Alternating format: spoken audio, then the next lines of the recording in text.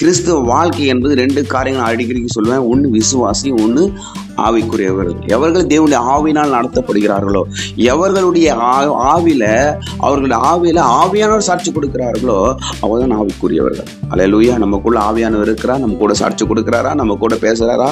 பாவத்தின் காரியங்கள் போகும்போது நம்மளுக்கு ஒரு வெறுப்பு உண்டாகுதா? ஒரு வாந்தி வர மாதிரி இருக்கிறதா? பாவத்துக்கு விலைக்கு ஓடுகிறோமா? நீதின்படி வாழுகிறோமா? கத்துட்டு சித்தத்தின்படி செய்கிறோமா? ஆமென். ஜெபிக்க பிரயாசப்படுகிறோமா?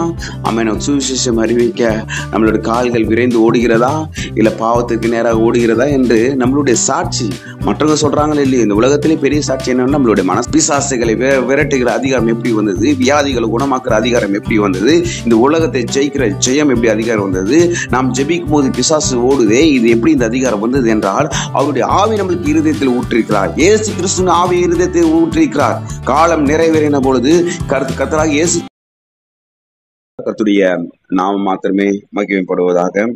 என்னோடு கூட திருப்பிக் கொள்ளுங்கள். நாம் ரோமர் 8ஆம் அதிகாரம் தியானத்துக்கு கொண்டு வருகிறோம். ரோமர் 8:14 வாசிக்கிறேன். மேலும் எவர்கள் தேவனுடைய ஆவியினால் நடத்தப்படுகிறார்களோ அவர்கள் தேவனுடைய புத்திரராய் இருக்கிறார்கள். அந்தபடி திரும்பவும் பயப்படுகிறதுக்கு நீங்கள் அடிமைத்தனத்தின் ஆவியை பெறாமல் அப்பா பிதாவே என்று கூப்பிடு பண்ணுகிற புத்திர சுவிகாரத்தின் ஆவியை பெற்றீர்கள். நாம் தேவனுடைய பிள்ளைகளாய் இருக்கிறோம் என்று ஆவியானவர் தாமே நம்முடைய ஆவியோடு கூட சாட்சி கொடுக்கிறார்.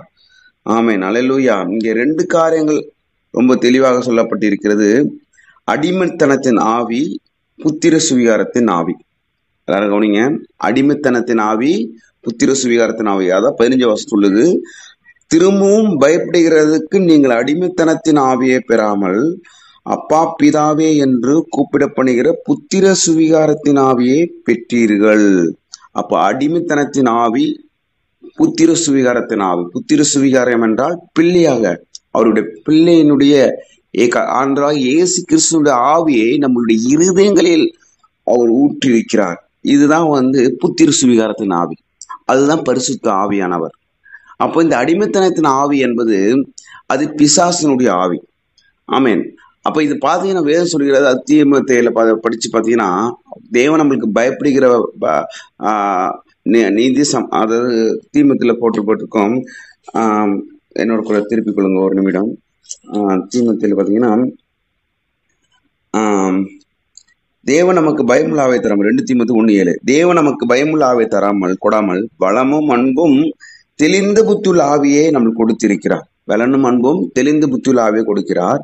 அப்போ நம்ம அவருடைய பிள்ளைகளா இருக்கிறோம் என்று அவர் கொடுத்த அந்த ஆவியானவர் தான் நமக்கு சாட்சி கொடுக்கிறார்.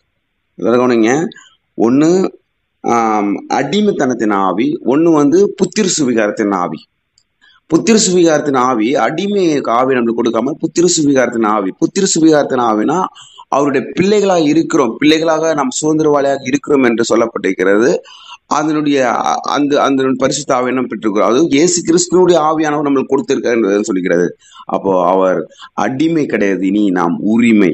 அல்லேலூயா. மறுபடியும் சொல்றேன், அடிமை கிடையாது, உரிமை. கிறிஸ்துவ வாழ்க்கை என்பது ஒரு அடிமை நிறைந்த வாழ்க்கை கிடையாது, அது உரிமை நிறைந்த வாழ்க்கை. கிறிஸ்துவ வாழ்க்கை என்பது அறிவு சம்பந்தப்பட்ட வாழ்க்கை கிடையாது, அது உறவு சம்பந்தப்பட்டது. என்ன உறவு? அப்பா பிள்ளையோடு இருக்கிற பயங்கரமான உறவு. அதுதான் வேதம் மீண்டும் மீண்டும் சொல்லப்பட்டிருக்கிறது. நம்ம அடிமை கிடையாது, நம்மளுடைய உரிமை.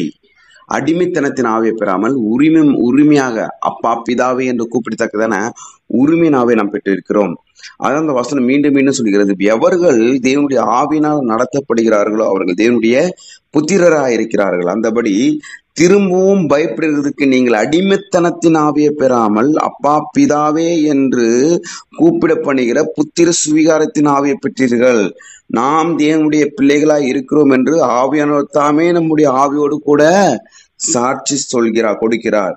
14 வருஷம். நாம் பிள்ளைகளானால், அப்ப பிள்ளைகளுக்கு என்ன உரிமை இருக்குது? நாம் பிள்ளைகளானால் சுதந்திரவாமே, தேவனுடைய சுதந்திரம், கிறிஸ்துவுக்கு உடன் சுதந்திரவாமே, கிறிஸ்துவோடு கூட நாம் மகிமைப்படும்படிக்கு அவரோடு கூட பாடுபட்டால் அப்படி ஆகும். அப்ப பிள்ளைகளுடைய காரியங்கள் என்ன? ஒரு வீட்டுல பிள்ளை இல்லாம இருக்குது, பிள்ளை வளருது, ஆண்டவர் பிள்ளை கொடுக்க, பிள்ளை வளர்க்குறோம். அது அப்பா அம்மாவுக்கு இருக்கிற அந்த சொத்துக்கள் எல்லாமே இல்லை, யாருக்கு வரும்? ஆட்டோமேட்டிக்கா அந்த பிள்ளைக்கு தான் வரும். அதாவது அந்த பிள்ளைங்க போயிட்டு சம்பாதிக்கலனாலும் அந்த பிள்ளைகள் போயிட்டு அந்த எந்த ஒரு வீடு கட்டியிருக்காங்க, அப்பா கட்டின வீடு பிள்ளைக்கு தான் வரப்போகுது. அப்பா கட்டினவாரு காரு பிள்ளைக்கு தான் வரப்போகுது. அப்பா பண்ண பிசினஸ் ஆட்டோமேட்டிக்கா பிள்ளைக்கு தான் வரணும். அது ஒரு சில அப்பா இருக்காங்க கொடுக்காம அவங்களுக்கு உதவி பண்ணிட்டு போறாங்க. ஆனா உண்மையான காரியங்கள் பாத்தீங்கன்னா அப்பாவுடைய காரியங்கள் அப்படியே பிள்ளைக்கு தான் வருது. அதுதான் சுதந்திரம், அதான் வாரிசுன்னு சொல்லலாம். நம்மளுடைய வாரிசு தான் போகும். அதான் ஒரு சிலர் வாரிசு இல்லாம இருக்கு, இவ்வளவு சொத்து தொடர்பு, ஆனா வாரிசு இல்லாம போயிடுச்சு அனுபவிக்கிறதுக்கு. அப்ப பெற்றோர்களுடைய அப்பாவுடைய அந்த உரிமை சொத்து அப்படியே அந்த ரைட்ஸ் அப்படியே நம்ம பிள்ளைகளுக்கு தான் போகும். அதுதான் அந்த வசனம் சொல்லுது. நாம் பிள்ளைகளானால் சுதந்திரவாமே சுதந்திரவாளியாமே, தேவனுடைய சுதந்திரம் கிறிஸ்துவோடு கூட உடன் சுதந்திரமாமே. கிறிஸ்துவோடு கூட நம்ம ஐக்கியப்படும்படிக்கு அவரு கூட பாடுபட்டால் அப்படி ஆகும். அப்ப முதலாவது கடவுள் நம்மளுக்கு அடிமைத்தனத்தின் ஆவியை கொடுக்காமல் உரிமைத்தனத்தின் ஆவியை கொடுத்து இருக்கிறார். அதுதான் பரிசுத்த ஆவியானவர். கிறிஸ்துவ வாழ்க்கை என்பது அடிமை கிடையாது, அது உரிமை நிறைந்தது. அப்பாவுக்கிட்ட இருக்கிற அந்த அவர் உரிமை சுதந்திரவாளியாக உங்களையும் என்னை கருத்து தெரிந்திருக்கிறார். அவர் வானத்தின் பூமியின் சர்வத்தை படைத்த ஒரு தேவன். அல்லேலூயா. ஆனாதான் அந்த ஆதாம் ஏவாள் படைக்கும் போது அவருடைய உரிமை அவர் கொடுத்தார். ஆதாம் ஏவாளுக்கு என்ன உரிமை கொடுத்தாரு? நீ வானத்தின் பறவைகளையும் பூமி நடமாடும் மிருக ஜீவன்களையும் கடல் மச்சங்களையும் பூமி அனைத்தையும் நீ ஆண்டு கொள்வாய் என்று அந்த உரிமையை கர்த்தர் கொடுத்தார். அல்லேலூயா. இந்த வானம் பூமி கர்த்தருடையது. வானம் அவருடைய சிங்காசனம், பூமி அவருடைய பாதபடி. இந்த பூமியை ஆதாம் கையில கொடுக்கும்போது ஒரு உரிமையா தான் கொடுத்தார், அடிமையாக கொடுக்கல. இவன் பாவம் செஞ்சுட்டு அந்த பிசாசு சொல்ல கீழ்ப்படிந்து பழதை சாப்பிட்டதுனால அந்த உரிமை அப்படி அடிமையாக மாறப்பட்டு விட்டது. ஏனென்றால் அந்த பூமி பிசாசு கையில போய்விட்டது. மீண்டுமாக ஆண்டவராகிய இயேசு கிறிஸ்து இந்த உலகத்தில் வந்து உங்களுக்காக எனக்காக கல்வார் சிலுவையில தலையில முள்மூடி சுடப்பட்டு கைகள் கால்கள் மானி அடிக்கப்பட்டு ஆமென், அவர் சரீரம் முழுது நில போல காயப்பட்டு கடைசி சொட்டு ரத்த வரைக்கும் நமக்காக சிந்தப்பட்டு மரித்து அடக்க பண்ணப்பட்டு 3ஆம் நாள் உயிரோடு எழுந்திருக்கிறார். எதுக்காக? நம்ம அடிமைத்தனத்தின் ஆவிகளாக இருந்தோம். எல்லா மனிதனும், ஒரு மனிதனுடைய பாவம் எல்லா மனிதனுக்குள்ளாக பாவம் மரணம் பிரவேசித்து போல எல்லாமே அடிமையானார்கள் இந்த உலகத்துல பிசாசானவனுக்கு. ஆனால் இயேசு கிறிஸ்துவோ ஆமீன், அது எல்லாவற்றையும் கல்வார் சிலுவையில பிடுங்கி நம்மளுக்கு உரிமையாக கொடுத்திருக்கிறார். அதுதான் அந்த வசனம் சொல்லுகிறது. அல்லேலூயா. அப்ப நம்மளுக்கு அடிமைத்தனத்தின் ஆவியை கொடுக்காமல் உரிமைத்தனத்தின் ஆவியை கொடுத்திருக்கிறார். அல்லேலூயா. அதுதான் சுதந்திரம். முக்கியமான பெரிய சுதந்திரம் என்ன? ஆண்டவர் கொடுக்கிறது அவருடைய ஆவியை நம்மளுக்கு கொடுத்திருக்கிறார். அல்லேலூயா. என்னை விசுவாசிக்கிறவங்க உள்ளத்தில் ஜீவத்தண்ணீர் நதிகள் ஓடும். அல்லேலூயா. அவர் சொல்றாரு பிசாசுகளை ஓட்டும். நேற்று தினத்தில் நாங்கள் காண்பித்தேன் பிசாசு லேகியோன் பிசாசு துரத்துறது. அப்ப அவர் அநேகத்துல ஒரு ஆண்டராக இயேசு கிறிஸ்து ஊழியம் செய்யும்போது பிசாசுகள் துரத்த ஒரு செகண்ட்ல துரத்துக்கிறார், ஓடுது. எல்லாரும் என்ன சொல்றாங்க? இவர் பிசாசுக்கு தலைவனா இருப்பான் போல, ஆனா தான் பிசாசு ஓடும். இல்ல, ஒரு ராஜ்யத்துக்கு ஒரு ராஜ்யம் எப்படி விரோதமா எழும்போம். நான் தேவனுடைய ஆவினால பிசாசு துரத்துகிறேன். முதல் சுதந்திரவாளி ஆண்டு நம்ம என்பது பரிசுத்த ஆவியானவர் நம்ம இருதயத்தில் ஊட்டப்பட்டிருக்கிறார். அதனால்தான் நம்ம அவருடைய பிள்ளைகளா இருக்கிறோம் என்று ஆவியான தாமே சாட்சி கொடுக்கிறார். கிறிஸ்துவ வாழ்க்கை என்பது 2 காரியங்கள் அடிக்கடிக்கு சொல்லுவேன். ஒண்ணு விசுவாசி, ஒண்ணு ஆவிக்குரியவர்கள். எவர்கள் தேவனுடைய ஆவினால் நடத்தப்படுகிறார்களோ, எவர்களுடைய அவர்களுடைய ஆவியில ஆவியானவர் சாட்சி கொடுக்கிறார்களோ அவர்தான் ஆவிக்குரியவர்கள். அல்லேலூயா. நமக்குள்ள ஆவியானவர் இருக்கிறா, நம்ம கூட சாட்சி கொடுக்கிறாரா, நம்ம கூட பேசுறாரா? பாவத்தின் காரியங்கள் போகும்போது நம்மளுக்கு ஒரு வெறுப்பு உண்டாகுதா? ஒரு வாந்தி வர மாதிரி இருக்கிறதா? பாவத்துக்கு விலைக்கு ஓடுகிறோமா? நீதின்படி வாழுகிறோமா? கத்துட்டு சித்தத்தின்படி செய்கிறோமா? ஆமென், ஜெபிக்க பிரயாசப்படுகிறோமா? ஆமென், சுவிசேஷம் அறிவிக்க நம்மளுடைய கால்கள் விரைந்து ஓடுகிறதா, இல்ல பாவத்துக்கு நேராக ஓடுகிறதா என்று நம்மளுடைய சாட்சி. மற்றவங்க சொல்றாங்களே இல்லையோ, இந்த உலகத்திலே பெரிய சாட்சி என்னன்னா நம்மளுடைய மனசாட்சி. அதுதான் ஆவியான சாட்சி சொல்றோம். இந்த உலகத்துல மனசாட்சி சொல்றாங்க. வேதம் வந்து நம்ம ஆவியான நமக்குள்ளாக இருந்தா அவர் தான் நம்ம சாட்சி கொடுக்கிறார்.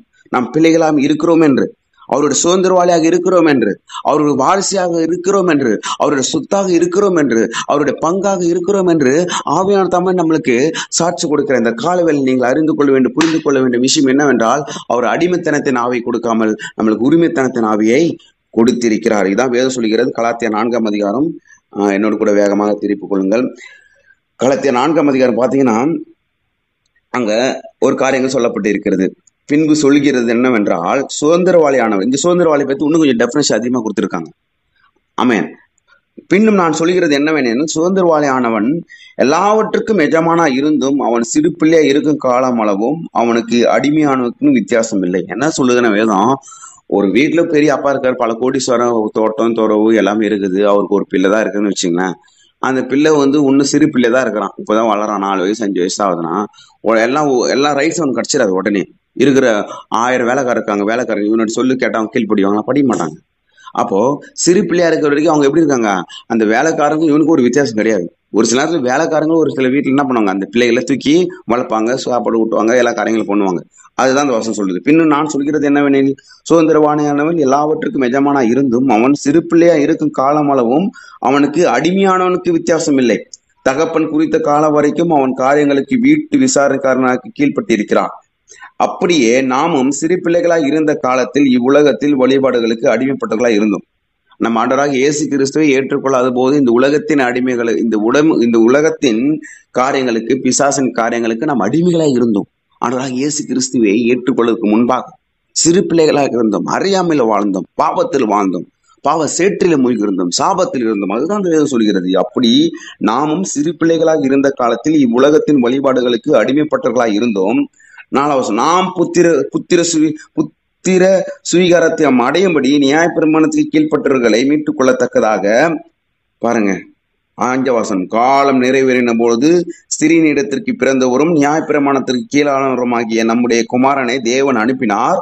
மேலும் நீங்கள் புத்திரராய் இருக்கிறபடினால் அப்பா பிதாவே என்று கூப்பிடத்தக்கதாக தேவன் தமது குமாரனுடைய ஆவியை உங்கள் இருதயங்களில் அனுப்பினார்.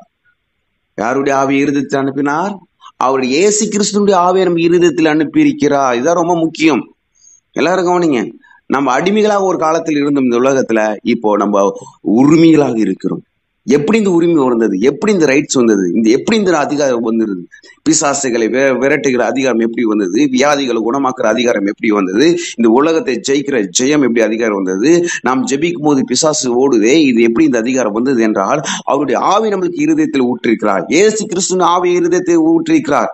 காலம் நிறைவேறின பொழுது கர்த்தராக இயேசு கிறிஸ்து உங்களுக்காக எனக்காக கல்வார் சிலுவையில் மரித்து அவருடைய ஆவி நம்மளுடைய இருதயத்தில் ஊற்றிருக்கிறார். அல்லேலூயா. அந்த ஆவியானவர் தான் நம்மளோடு கூட சாட்சி சொல்கிறார்.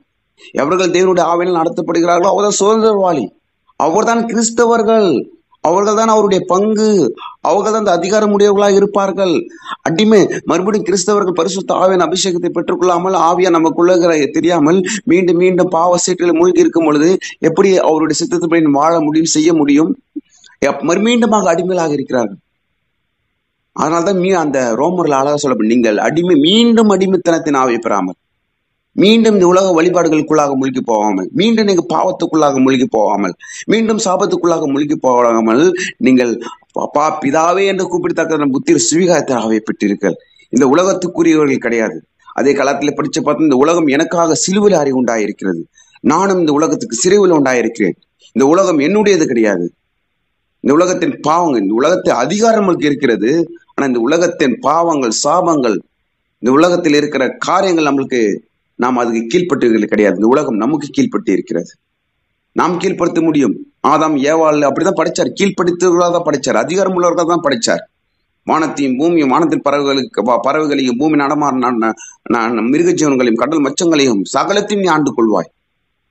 அதிகாரத்தை கருத்தை படைச்சிருக்காரு. அடிமைத்தனத்தை படைக்கவில்லை. இவன் பாவம் செய்யனால எல்லாமே பாவம் வந்ததுனால அடிமையாயிட்டான், சுதந்திரவாளி அடிமையாயிட்டான். இப்ப மறுபடியும் அந்த அடிமைத்தனத்தை நம்மளுக்கு மாற்றி மறுபடியும் சுதந்திரத்தை கருத்தர் கொடுத்திருக்கிறார், உரிமையை கொடுத்திருக்கிறார். அல்லேலூயா. அடிமை எடுத்துட்டு நம்மளுக்கு உரிமையை கருத்தர் கொடுத்திருக்கிறார். அதுதான் இந்த வேதம் சொல்லுகிறது. காலம் நிறைவேறின பொழுது ஸ்திரீனிடத்தில் பிறந்தவரும் நியாயப்பிரமாணத்திற்கு கீழானவருமாகிய நம்முடைய குமாரனை தேவன் அனுப்பினார். மேலும் நீங்கள் புத்திரராய் இருக்கிறபடினால் அப்பா பிதாவே என்று கூப்பிடத்தக்கதாக தேவன் தம்முடைய குமாரனுடைய ஆவியை உங்கள் இருதயங்கள் அனுப்பினார். ஆகையால் இனி நீ அடிமையாயிராமல் புத்திரனாயிருக்கிறார். அடுத்த வசனம் சொல்லுது பாருங்க. வசனம், இனி நீ அடிமையாயிராமல் புத்திரனாயிருக்கிறார்.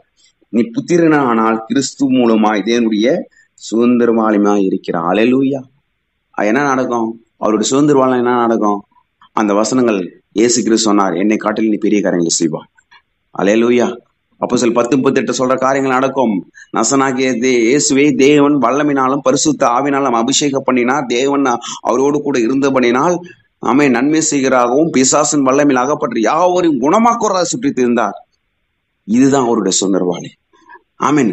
வியாதி உள்ளவர்கள் சுத்தமாகுங்க, வியாதி உள்ளவர்கள் சுத்தமாங்க, சகல நோய்களில் குணமாக்குங்கள், குஷ்டரோகியை சுத்தம் பண்ணுங்கள், மரித்தோரை எழுப்புங்கள், இலவசமாய் பெற்றீர்கள் இலவசமாய் கொடுங்கள்.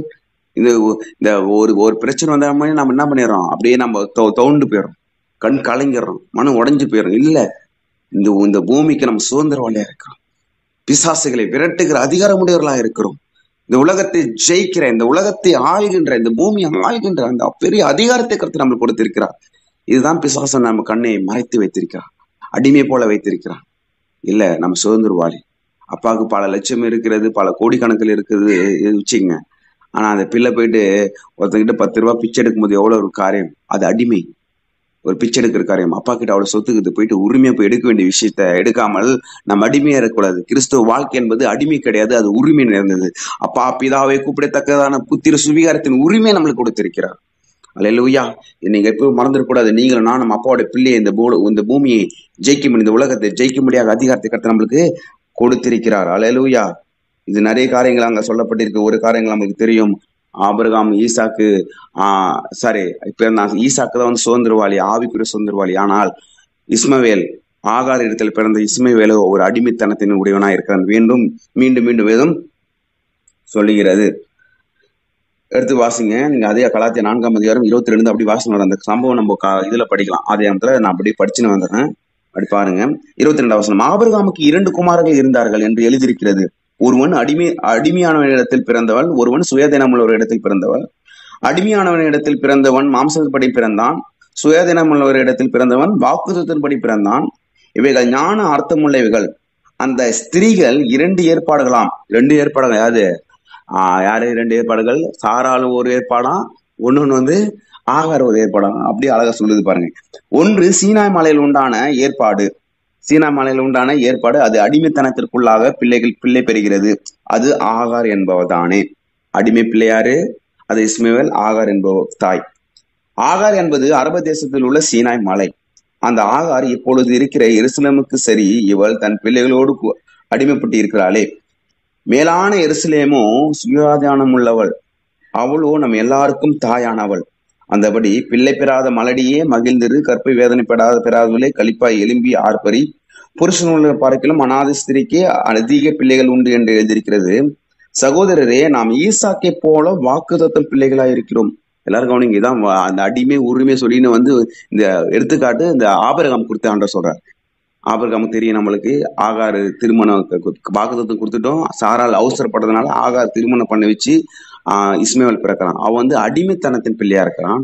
ஆனா கர்த்தர் வாக்குத்தத்தை நிறைவேற்றும் பொழுது ஈசாக்கு பிள்ளையை கர்த்தர் கொடுக்கிறார். ஈசாக்கு தான் அந்த சுதந்திரவாளி. ஈசாக்கு தான் நம்ம ஆவிக்குரிய சந்ததி கர்த்தர் எழும்பு பண்ணுகிறார்.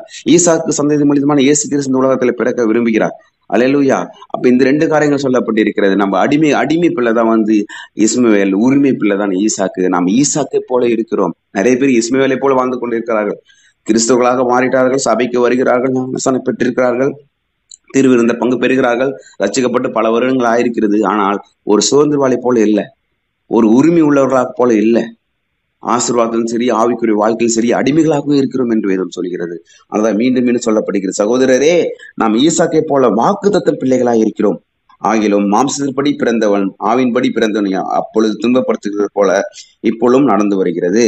அதை குறித்து வேதம் என்ன சொல்கிறது? அடிமையானவளின் மகள் சுயாதீனமுள்ளவருடைய குமாரனோ சுதந்திரவாளியா இருப்பதில்லை. ஆகையால் அடிமையானவளையும் அவளுடைய மகனையும் புறம்பே தள்ளு என்று சொல்கிறது. இப்படி இருக்க சகோதரரே, நம்ம அடிமையானவருக்கு பிள்ளைகளாயிராமல் சுய தீனம் உள்ளவர்களுக்கே பிள்ளைகளாயிருக்கிறோம். அல்லேலூயா. ஏதோ எவ்வளவு தெளிவா சொல்லப்பட்டிருக்கு பாருங்க. ஆபிரகாம் கொடுத்த ஆசீர்வாதத்தை கர்த்தர் உதாரணம் வைக்கிறாரு. இந்த அடிமை பிள்ளைக்கும் சுதந்திரவாளி பிள்ளைக்கும் உதாரணமாக கர்த்தர் ஆபிரகாம் சந்ததி அவருடைய காரியத்தை இங்க வைக்கிறாரு. அவ்வளவு நல்லவர் பாருங்க. நான் சொல்லுகிற இந்த காலவேளையில நாம் உரிமையானவர்கள், அடிமையானவர்கள் கிடையாது. ஆமேன். நாம் எப்பொழுதும் இந்த உலகத்தை ஜெயிக்கிறவர்களாகவும் பிசாசை துரத்தவர்களாகவும் பிரச்சனைகளை மேற்கொள்ளவர்களாகவும் அதிகாரம் படைத்தவர்கள் என்று ஒரு நாளும் ஒரு காலம் மறந்து விடக்கூடாது. அந்த ஆவியானவர் தம் நம்மளுக்கு ஒரு சாட்சி கொடுத்திருக்கிறார். தம்முடைய குமாரன் ஆவியை நம்ம இருதயத்தில் ஊற்றியிருக்கிறார். ஒவ்வொரு நாளும் ஆவியான அபிஷேகத்தை நிறைவோம், அந்நிய பாஷையில பேசுவோம். ஆமேன். ஆவியோடு உண்மையோடும் அவர் தொழுது கொள்வோம், தேவ தரிசனம் காண்போம், அவர் சித்தத்தை நிறைவேற்றுவோம், பிசாசுகளை துரத்துவோம், வியாதி உள்ளவர் குணமாக்குவோம், ஆத்தும் ஆதாயம் படுத்துவோம், அந்த பரிசுத்தமாக வாழ்வோம், கர்த்தர் சித்தத்தை செய்வோம். அந்த ஆவியான தம் நம்ம இருதயத்திலே அவர் சாட்சி கொடுக்கிறார். மீண்டும் அந்த வசனம் சொல்லி முடிக்கிறேன். ரோமர் 8ஆம் அதிகாரம். மேலும் எவர்கள் தேவனுடைய ஆவினாலே நடத்தப்படுகிறார்களோ அவர்கள் தேவனுடைய புத்திரராக இருக்கிறார்கள். அந்தபடி திரும்பவும் பயப்படுவதற்கு நீங்கள் அடிமைத்தனத்தின் ஆவியை பெறாமல் அப்பா பிதாவே என்று கூப்பிடப்படுகிற புத்திர சுவிகாரத்தின் ஆவியை பெற்றீர்கள். நாம் தேவனுடைய பிள்ளைகளாக இருக்கிறோம் என்று ஆவியானவர் தாமே நம்முடைய ஆவியோடு கூட சாட்சி கொடுக்கிறார். நாம் பிள்ளைகளானால் சுதந்திரவாமே, தேவனுடைய சுதந்திரரும் கிறிஸ்துவுக்கு உடன் சுதந்திரவாமே, கிறிஸ்துவோடு கூட நாம் மகிமைப்படும்படிக்கு அவரோடு கூட பாடுபட்டால் அப்படியாகும். நாம் அடிமை அல்ல, நாம் உரிமையானவர்கள். ஆமேன். தகப்பனே ஸ்தோத்திரிக்கிறோம். எங்களை கொண்டு யாருக்கெல்லாம் பிசாசம் பிடிந்தும் கொள்ளவே அதிலும் கேன்சர் வியாதம் மருத்துவ எழுப்பு சித்தமாரி எங்களை கொண்டு பயன்படுத்தும்படியாக ஜெபிக்கிறோம். கிருபினால்